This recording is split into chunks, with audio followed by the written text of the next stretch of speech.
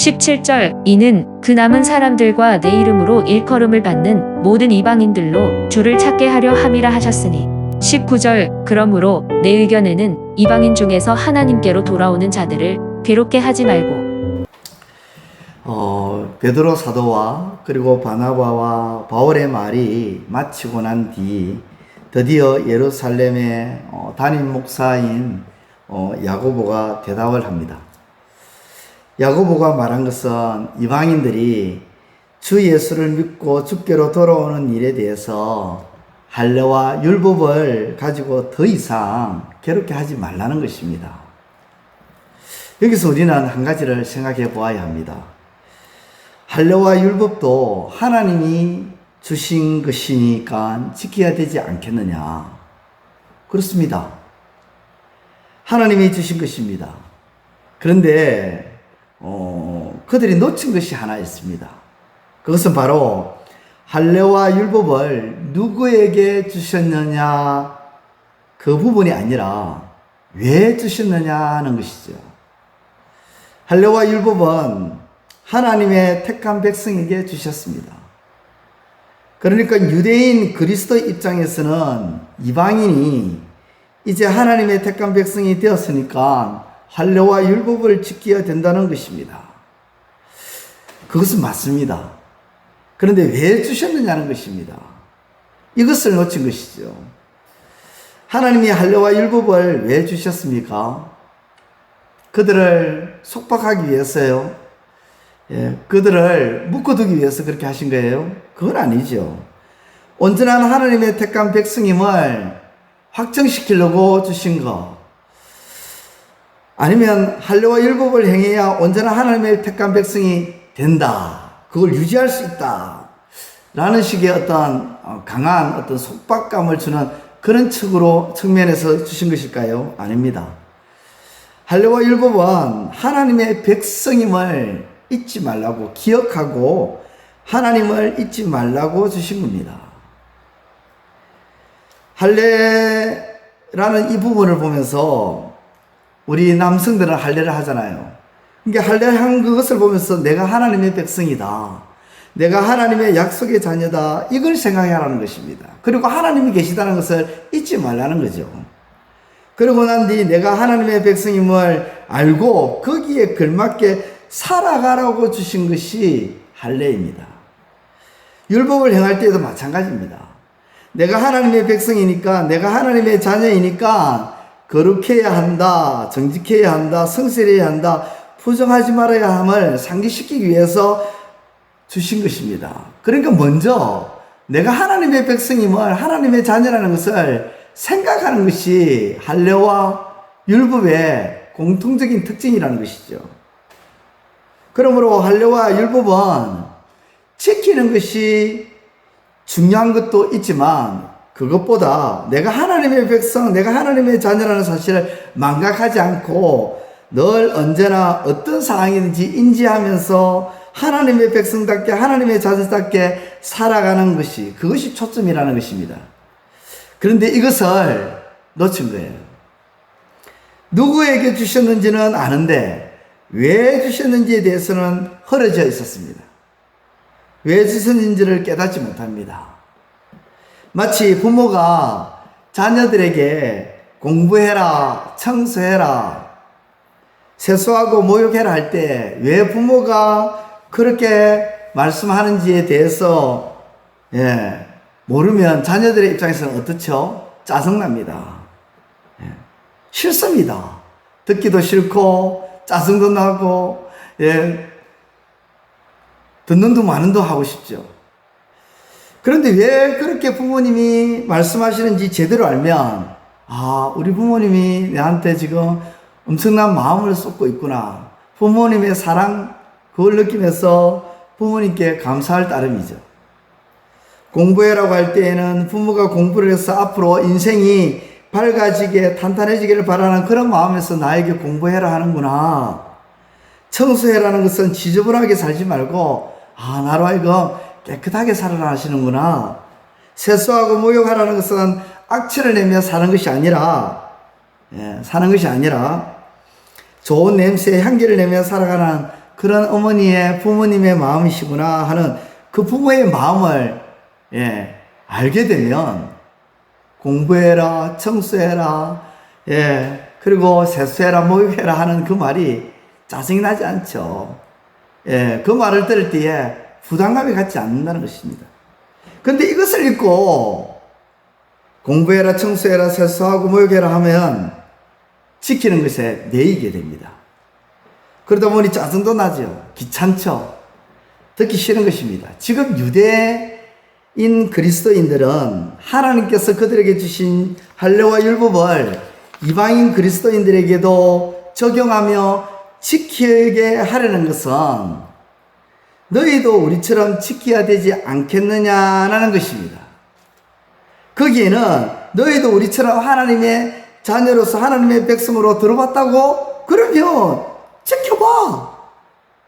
약간의 그 할례와 율법에 대한 부담감을 갖고 있다는 것이 적나라하게 나타나는 것입니다. 자기들이 지금까지 지켜온 것에 대한 가슴 뿌듯한 그 어떤 자부심과 자긍심, 그리고 하나님에 대한 감사가 아니라 거기에 매여 있었다는 그 마음이 드러나면서 이방인 그리스도인들에게도 그 힘겨움을 치우려고 했던 것입니다.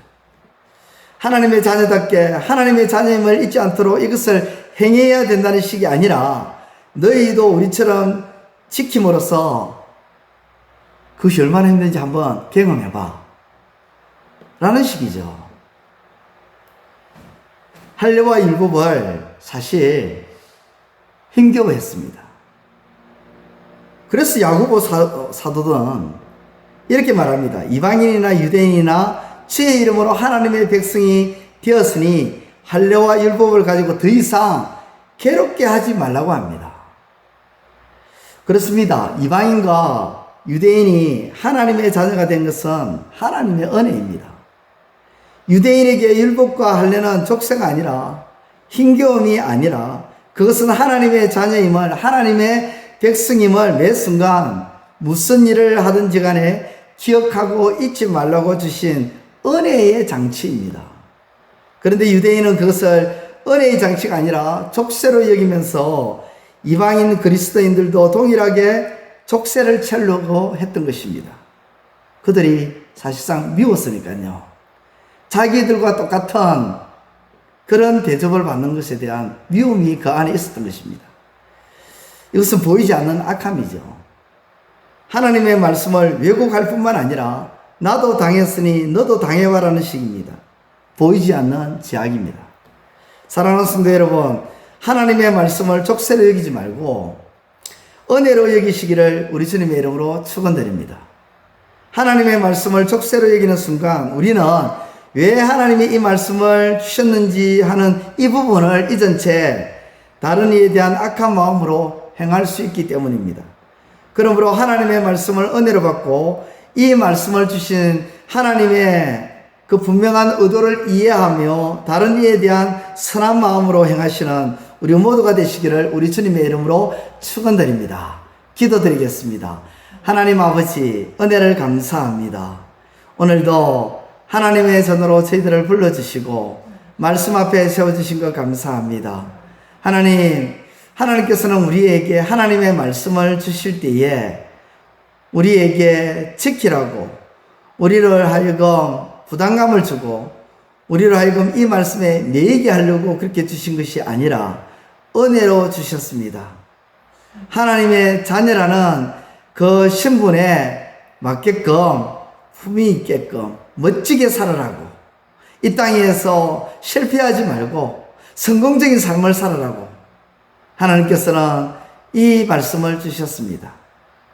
하나님이 말씀을 주신 그 의도와 그 목적과 그 이유는 아버지 하나님 어느 순간 잊어버린 채 말씀을 지켜야 된다는 아버지 그것에 힘겨움을 느끼고 아버지 하나님 어려움을 느끼면서 부담감을 느끼면서 어느 순간 우리의 마음은 아버지 하나님 선한 마음에서 악한 마음으로 서서히 변하여 다른 이들에게 선한 영향력을 미치지 못하고 악한 영향력을 미치며 살았음을 고백합니다. 아버지 하나님, 이제 다시금 돌아가기를 원합니다. 하나님의 말씀을 하나님께서 이 말씀, 이 율법의 말씀, 이 하나님의 말씀을 주신 그 의도와 목적을 분명히 알고 그 은혜의 말씀을 가지고 이제는 다른 사람들에게 선하게 아버지 하나님 대하고 선한 영향력을 미치며 살아갈 수 있는 하나님의 사람이 되기를 소망합니다. 하나님 역사해 주시고 아버지 이것을 깨닫게 해주신 은혜 참으로 감사를 드립니다. 오늘도 어느 곳에 있든지 무엇을 하든지 선한 마음으로 선하게 살아가는 우리의 삶이 될 수 있도록 도와주옵소서. 예수님의 이름으로 기도드리옵나이다. 아멘. 하늘에 계신 우리 아버지, 아버지의 이름을 거룩하게 하시며 아버지의 나라가 오게 하시며 아버지의 뜻이 하늘에서와 같이 땅에서도 이루어지게 하소서.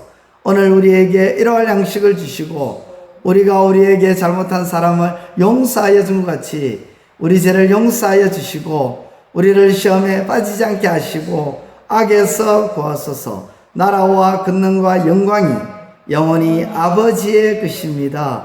아멘. 이제 오늘 받은 말씀으로 함께 기도하겠습니다. 첫째, 하나님께서 판례와 율법을 누구에게 주셨는지 그리고 왜 주셨는지를 제대로 알고 있어야 하듯 하나님의 말씀을 누구에게 주시고 그 말씀을 왜 주셨는지를 분명히 아는 신앙이 되게 하소서.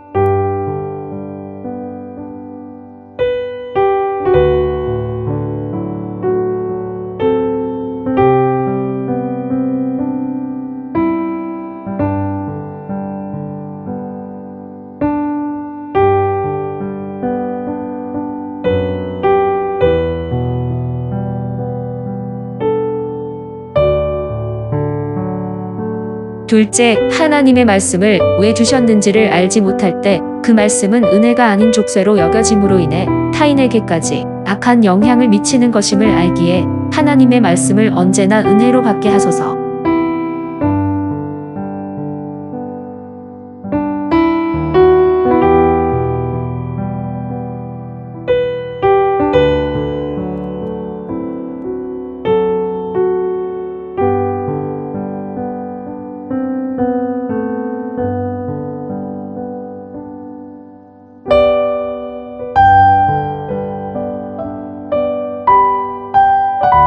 이제 오늘의 기도 제목을 가지고 합심하여 기도하도록 하겠습니다. 첫 번째, 하나님, 나의 생각과 견해를 가지고 다른 이의 마음을 힘들게 하거나 괴롭게 만드는 일이 일어나지 않게 하소서.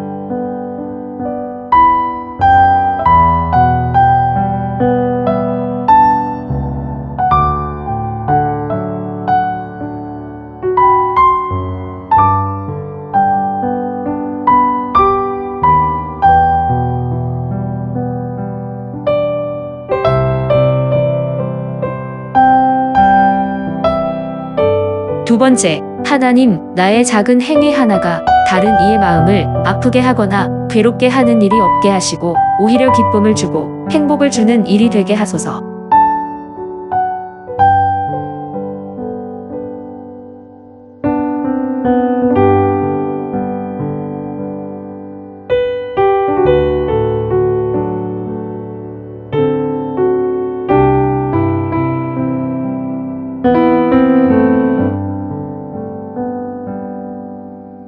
세 번째, 하나님, 아픈 자들을 만져주시고 치료하여 주시고 회복시켜 주셔서 지금 살아계셔서 역사하시는 하나님이심을 온전히 드러내어 주옵소서.